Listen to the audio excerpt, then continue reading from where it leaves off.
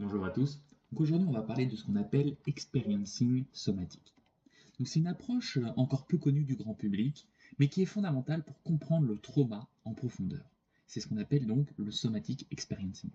Si vous avez déjà fait une thérapie ou lu des livres de psychologie, ou même essayé de comprendre vos blessures sans parvenir à un apaisement durable, alors ça peut vraiment changer votre manière de voir la guérison.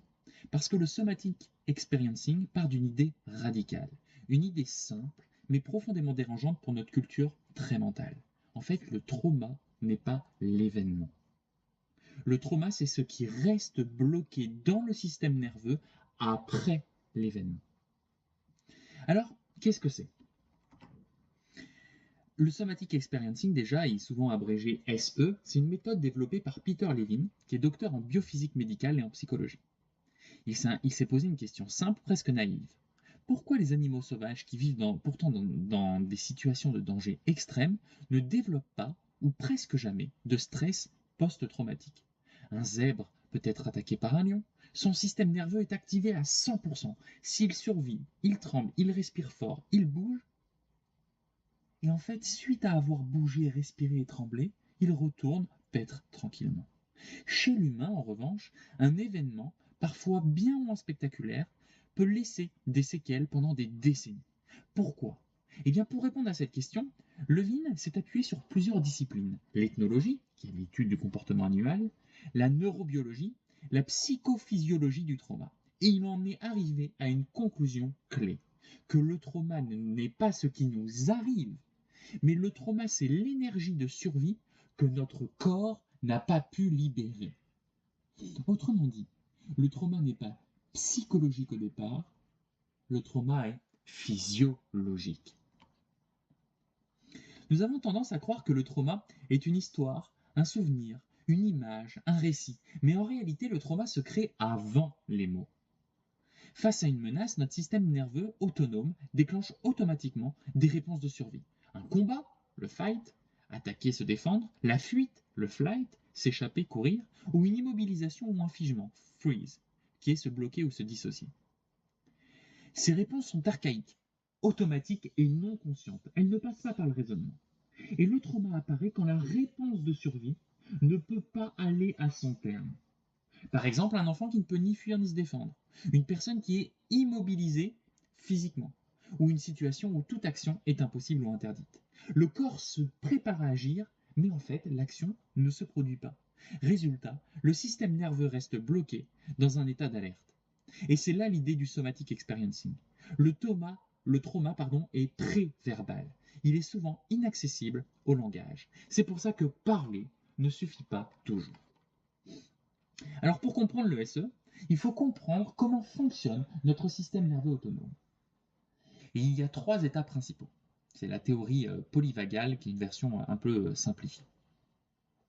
Alors on peut résumer son fonctionnement donc en trois grands états. Le premier, c'est le ventral vagal. C'est un peu l'état de sécurité. On se sent calme, connecté, présent. On peut penser, ressentir, interagir. Ensuite, le deuxième, c'est le sympathique. C'est l'activation, la mobilisation, le stress, l'action, le combat ou la fuite. Et enfin, c'est le dorsal vagal qui est l'effondrement. C'est la dissociation, l'engourdissement, la fatigue extrême. Le système se met en veille. Donc un système nerveux sain, il est flexible, c'est-à-dire qu'il va passer naturellement d'un état à l'autre. Le trauma, lui, va créer de la rigidité. Soit sur une suractivation chronique, par exemple de l'anxiété, une agitation, une hypervigilance, soit une hypoactivation qui est un vide, une dépression, une dissociation. Le problème n'est pas l'état, le problème c'est donc d'y être coincé. Alors, le trauma, il n'est donc pas stocké comme un souvenir classique, il est stocké dans ce qu'on appelle la mémoire procédurale. C'est une mémoire sans image et sans mots. Elle s'exprime à travers des postures corporelles, des tensions musculaires, la respiration et des micro-mouvements inconscients. Le corps se souvient, même quand il a oublié. Les symptômes typiques, ça peut être une anxiété chronique, des douleurs inexpliquées, une fatigue persistante, un brouillard mental, une hypervigilance ou au contraire un engourdissement émotionnel. Et c'est un point fondamental, c'est que le corps n'est pas cassé, il est simplement bloqué dans une réponse qui est inachevée. Alors le somatic experiencing, il ne cherche pas à revivre le trauma, Au contraire, il cherche à rééduquer le système nerveux. Et donc, on commence par porter attention aux sensations internes. La chaleur, la tension, les vibrations, la lourdeur ou la légèreté, sans analyse, sans interprétation psychologique immédiate. Le langage utilisé est simple, concret, sensoriel. Ensuite, un principe essentiel, c'est la titration. C'est qu'on va très lentement. On travaille par microdose. Jamais de plongée brutale dans le trauma. Jamais de surcharge. Le système nerveux apprend progressivement qu'il peut rester en sécurité. Et enfin, la pendulation, qui est que l'on oscille en permanence entre l'activation, la ressource, la sécurité et la stabilité. L'objectif n'est donc pas de se calmer, l'objectif c'est de rendre le système nerveux flexible comme il l'était avant. Donc, quand le système nerveux se sent suffisamment en sécurité, quelque chose de très particulier peut se produire. Eh bien, c'est ce qu'on appelle la décharge neurophysiologique, puisque le corps commence à libérer l'énergie bloquée. Ça peut se manifester par des tremblements spontanés, des soupirs profonds, de la chaleur, des larmes, des mouvements involontaires. Ce sont des signes de régulation, pas de danger. Donc le somatic experiencing, ce n'est pas une catharsis émotionnelle violente, ce n'est pas une reviviscence traumatique et ce n'est pas une explosion incontrôlée. Et en fait, c'est cette phrase qui résume tout, c'est que le corps sait comment guérir si on ne l'interrompt pas. Alors, l'intégration, comment retrouver une unité corps-psyché. Avec le temps, en fait, on observe déjà une meilleure régulation émotionnelle, un sentiment de présence à soi et une sécurité interne plus stable. C'est-à-dire qu'on ne contrôle plus ses émotions, mais on les traverse.